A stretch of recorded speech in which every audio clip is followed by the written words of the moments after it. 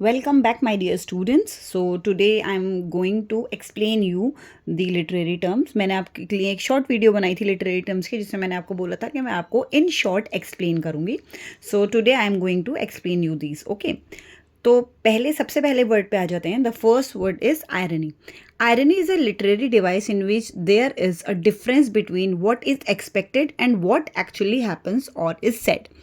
तो आयरनी में क्या होता है कि जो बात हम बोलते हैं एग्जैक्टली बात वो नहीं होती है, बात कुछ और होती है, बट हम उसको दूसरे तरीके से बोलते हैं. फॉर एग्ज़ाम्पल, मैं आपको आपके सराउंडिंग में हुई हुई चीज़ों के हिसाब से बताऊंगी. ठीक है.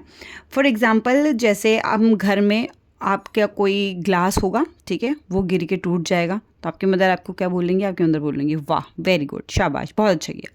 तो आपके क्या ग्लास ब्रेक करने पे उन्होंने आपको शाबाशी दी है? नो, उन्होंने उन्होंने जिस तरह से बोला है, इसको ही हम बोलते हैं आयरनी. ठीक है, इसी को हम आयरनी बोलते हैं. तो यहाँ इसकी डेफिनेशन है, यहाँ इसकी शॉर्ट डेफिनेशन है, आपको साथ में एग्जाम्पल्स भी दे रखे हैं कि आयरनी में क्या होता है. जो एक्सपेक्टेशन होती है जो बोला जाता है, रियलिटी वो नहीं होती है, रियलिटी उसकी ऑपोजिट होती है. ओके, नेक्स्ट वर्ड है हमारा repetition. Repetition is a literary device in which a word, phrase, line और idea is used again and again for emphasis or effect.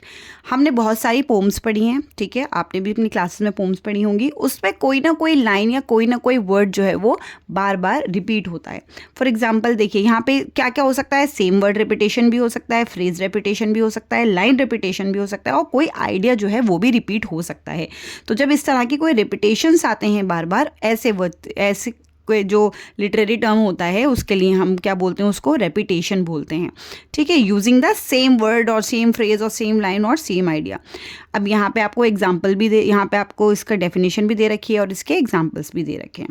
तो रेपिटेशन क्या होता है? रेपिटेशन होता है एक लिटरेरी डिवाइस जिसमें कोई वर्ड या तो कोई फ्रेज या तो लाइन या तो कोई आइडिया बार बार यूज़ हो रहा हो. ठीक है, बार बार यूज़ हो रहा हो, हम उसको रिपीट कर रहे हो. हम रिपीट के नाम से, रिपीट वर्ड से याद रखेंगे कि ये रिपीट हो रहा है, तो ये है रेपिटेशन. ओके, चलिए, तो अब हम नेक्स्ट पे आते हैं.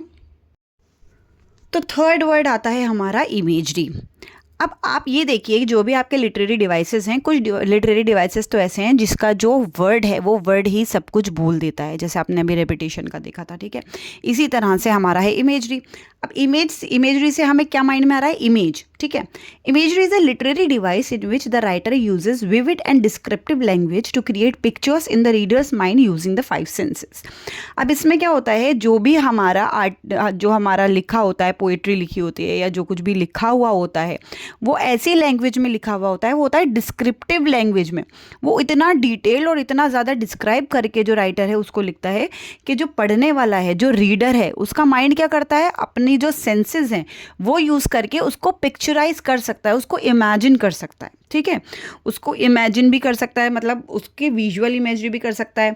उसको ये भी उसको समझ में आ सकता है कि कैसी आवाज़ें आ रही होंगी, किस तरह के, कौन सी स्मेल होगी, कैसे उसका या तो टेस्ट होगा. ठीक है, ऐसे सारी चीज़ें जो है वो फील कर सकता है. टच, फील, वो पूरा जो भी रिटर्न है, टेक्स्ट रिटर्न है, इतना ज़्यादा डिस्क्रिप्टिव लैंग्वेज में वो लिखा होता है कि रीडर जो है वो उसको प्रॉपरली पढ़ के उसको इमेजिन कर सकता है. वहाँ पे पिक्चर्स नहीं होंगी, बट वो इमेजिन कर सकता है जो भी लिखा हुआ है, उसके हिसाब से उसको बोलते हैं हम इमेजरी. नेक्स्ट है हमारा राइम.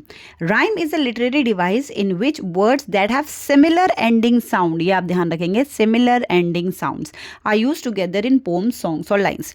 गानों में, पोम्स में या लाइन्स में जो हम वर्ड्स यूज़ करते हैं जो एंड में सिमिलर साउंड करती हैं, ये आपको ध्यान रखना है. इसकी एंडिंग लिखा हुआ है. ठीक है, सिमिलर एंडिंग, जो एंड हो रहा होता है वर्ड्स.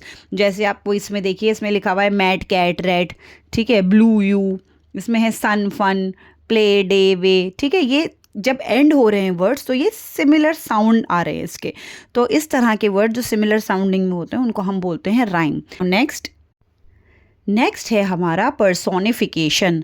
अगेन मैं वर्ड पे थोड़ा आपको बोलूँगी, थोड़ा देखिए वर्ड पे क्या लिखा हुआ है यहाँ पे, पर्सोनिफिकेशन. इसमें से हम ले लेते हैं PERSON, पर्सन. आप पर्सोनिफिकेशन इससे याद रखिएगा, पर्सन से याद रखिएगा. पर्सोनिफिकेशन ऐसे वर्ड्स होते हैं जिसमें ह्यूमन क्वालिटीज़ बताते हैं, ठीक है। यहाँ पे आपको डेफिनेशन दे रखी है, personification is a literary device in which human qualities, feelings और actions are given to non living things, animals और आइडियाज, ठीक है। पर्सोनिफिकेशन क्या होता है, पर्सन से आप याद रखना, पर्सोनिफिकेशन का पर्सन से क्या याद रखना है आपको, कि जो ह्यूमन क्वालिटीज़ होती हैं, ह्यूमन क्वालिटीज़ होती हैं, जो फीलिंग्स होती हैं, जो एक्शंस को होते हैं, जो पर्सन कर सकते हैं, इंसान कर सकते हैं, उनको यूज़ करते हैं किसके लिए, नॉन लिविंग थिंग्स के लिए या एनिमल्स के लिए या आइडियाज़ के लिए, ठीक है। फॉर एग्जाम्पल यहाँ पे हम सबसे सिंपल एग्जाम्पल देखेंगे, second one, the sun smiled at us. तो सन तो स्माइल कर नहीं सकता है, ठीक है, सन जो है वो स्माइल नहीं कर सकता, तो हमने यहाँ पे स्माइल्ड यूज़ किया है। स्माइल कौन करता है, स्माइल करते हैं ह्यूमन बींग्स, पर्सन। तो हमने यहाँ पे ह्यूमन क्वालिटी जो है वो किसको दी है, सन को दी है। अब ये देखिए, the flower danced in the breeze. अब यहाँ पे सच में तो कोई फ्लावर्स डांस नहीं करते हैं ना, ये तो ह्यूमन बीइंग करते हैं। तो ऐसे एक्शंस या ऐसे वर्ड्स जो कि ह्यूमन क्वालिटीज़ या ह्यूमन की फीलिंग्स या ह्यूमन के किए हुए एक्शंस को यूज़ करके हम किसी भी नॉन लिविंग थिंग, एनिमल या आइडिया को दे देते हैं, तो ऐसे वर्ड को हम बोलते हैं पर्सोनिफिकेशन। यहाँ पे आपको देखिए शॉर्ट में दे रखी है definition, giving human characteristics to non human things. Okay, चलिए नेक्स्ट आता है हमारा सिमिली। सिमिली को आप ध्यान रखेंगे, सिमिली को आप किस चीज़ से ध्यान रखेंगे, सिमिलैरिटी, ठीक है। सिमिली वर्ड को आप ध्यान रखोगे सिमिलैरिटी से। सिमिलैरिटी हम कैसे बोलेंगे, simile is a literary device in which one thing is compared to other using like or as. हम एक चीज़ को दूसरी चीज़ से कंपेयर करेंगे, उनकी सिमिलैरिटी बताएंगे कि ये इसके जैसा है। तो जब भी हम उसमें यूज़ करते हैं लाइक और एज, यानी ये इसके जैसा है, कंपैरिजन बताते हैं दो चीज़ों के बीच में, तो उसको हम सिमिली बोलेंगे। Comparison between two unlike things, ठीक है। दो अलग अलग चीज़ों को जब हम किसी चीज़ से लेके कंपेयर करेंगे तो हम उसको बोलते हैं simile. For example, he is as brave as lion, ठीक है। अब ये जो आदमी है ये लॉयन तो है नहीं, लेकिन यहाँ ब्रेव बताया है, ब्रेव लॉयन होता है, तो उसकी जो क्वालिटी है उसको लेके यहाँ पे कंपेयर किया गया है। एज ब्रेव एज, ऐसा ब्रेव जैसे के शेर, ठीक है। तो जब हम ये बताते हैं कि कोई किसी के जैसा है तो हम उस वर्ड को सिमिली बोलते हैं। यहाँ पे her smile is like sunshine. अब उसकी स्माइल एक्चुअली में तो सनशाइन नहीं है ना, लेकिन हमने क्या बोला, उसकी स्माइल सनशाइन के जैसी है। तो जहाँ हम एज या तो फिर लाइक उसके जैसा बोल देते हैं कि ये इसके जैसा है, तो हम उसको बोलेंगे simile. I hope you understood. चलिए तो हम नेक्स्ट पे आते हैं। नेक्स्ट है हमारा मेटाफर। अब मेटाफर और सिमिली इन दोनों में बहुत ज़्यादा कन्फ्यूजन रहता है सबको, ठीक है। सिमिली भी मैंने अभी आपको बताया, मेटाफर भी कुछ सिमिली जैसा ही है। Metaphor is a literary device in which one thing is directly compare to another without using like or as. बस इसमें डिफरेंस क्या है, इसमें डायरेक्ट कंपैरिजन होता है, डायरेक्टली कंपेयर किया जाता है। कैसे, सिमिली ने हमने क्या बोला था, ये इसके जैसा है, ये इतना बहादुर है जितना के शेर होता है, ठीक है। एज ब्रेव एज, ठीक है। स्माइल इज लाइक सनशाइन, इसकी स्माइल सनशाइन के जैसी है, तो वो सिमिली था। अब मेटाफर में हम क्या करते हैं, आपने घर में भी काफ़ी बार सुना होगा, जैसे हम छोटे बच्चों को बोल देते हैं ना, अरे ये तो चांद का टुकड़ा है, डायरेक्टली हम उसको कोई चीज़ बोल देते हैं। अब बच्चा एक्चुअली में तो चांद का टुकड़ा है नहीं, बट हम उसको बोल देते हैं कि ये तो चांद का टुकड़ा है। तो ये हमने क्या किया है, डायरेक्ट कंपैरिजन किया है। हमने ये नहीं कहा कि ये चांद जैसा है। अगर हम इसको चांद जैसा बोल देते, लाइक मून बोल देते, तो वो सिमिली हो जाता, लेकिन हमने उसको डायरेक्टली बोला चांद का टुकड़ा है। तो ये आपका क्या हो गया, मेटाफर हो गया, कि हमने ह्यूमन बीइंग को या किसी चीज़ को किसी और चीज़ का डायरेक्टली उसको कंपेयर कर दिया है, डायरेक्ट कंपैरिजन करता है, ठीक है। टाइम इज़ अ थीफ, इसमें क्या बोला इन्होंने, टाइम इज़ अ थीफ। तो टाइम क्या सच में थीफ है? But no, it is not really a thief, but इसको कंपेयर किया गया है and it is a direct comparison. तो जब हम किसी एक चीज़ को दूसरी चीज़ से कंपेयर करते हैं बिना लाइक और एज यूज़ किए, तो वो मेटाफर होता है। ओके, आई होप कि आपको सिमिली और मेटाफर में भी डिफरेंस समझ में आ गया होगा। चलिए तो हम नेक्स्ट की तरफ चलते हैं। अब नेक्स्ट है हमारा alliteration. Alliteration is a literary device in which the same beginning consonant sound is repeated in 2 और मोर नियर बाय वर्ड्स। ठीक है, सेम बिगिनिंग कॉन्सोनेंट साउंड, ये देखिए सेम बिगिनिंग कॉन्सोनेंट साउंड। अभी आपने राइम का क्या पढ़ा था कि जो साउंड होते हैं एंडिंग साउंड सिमिलर होता है। यहाँ आपका आ गया है एलिट्रेशन। एलिट्रेशन में आपका आएगा सेम बिगिनिंग कॉन्सोनेंट साउंड। ठीक है, बिगिनिंग साउंड है लेकिन ये भी ध्यान रखना है कॉन्सोनेंट साउंड है। ठीक है, same beginning consonant sound is repeated, तो वो आपका हो जाएगा एलिट्रेशन। फॉर एग्जाम्पल्स, यहाँ आपको 3 एग्जाम्पल दे रखे हैं। Peter Piper picked a pack of pickle paper. तो यहाँ प जो है प जो है वो अगेन एंड अगेन रिपीट हो रहा है इन द बिगिनिंग। सब में शुरू में ही आ रहा है ना, ये बार बार रिपीट हो रहा है, तो ये आपका एलिट्रेशन हो गया। Sally sells sea shells by the sea shore. अब यहाँ स की आवाज़ स की बार बार आ रही है, रिपीट हो रही है बिगिनिंग में, तो ये आपका एलिट्रेशन हो गया।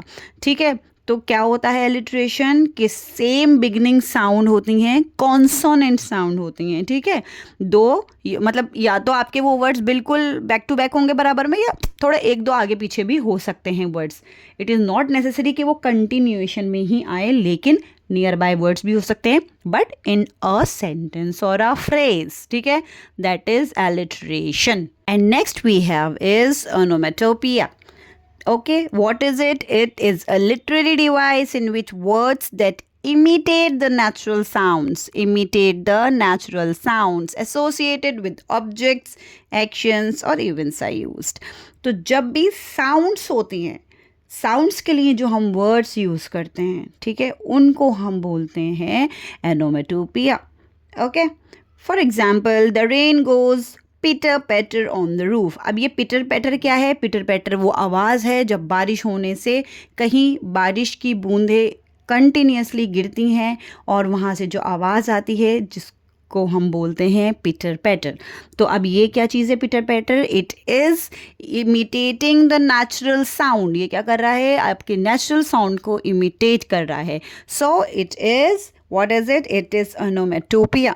ओके, तो कौन से वर्ड्स होते हैं ओनोमेटोपिया? ऐसे वर्ड्स जो कि इमिटेट करते हैं नेचुरल साउंड्स को.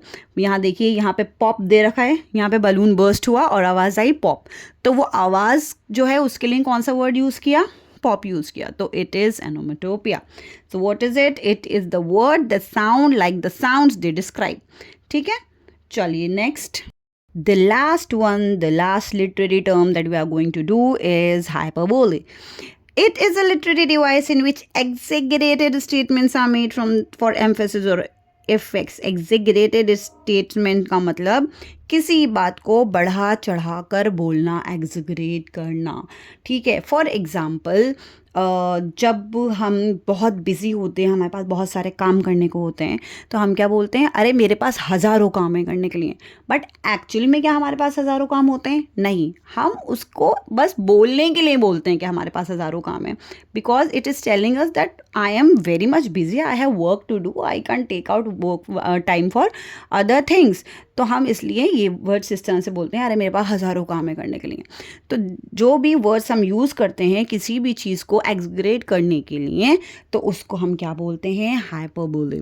I am so hungry I could eat a horse. But क्या हंगर में कोई एक्चुअली में पूरा हॉर्स खा सकता है? नहीं.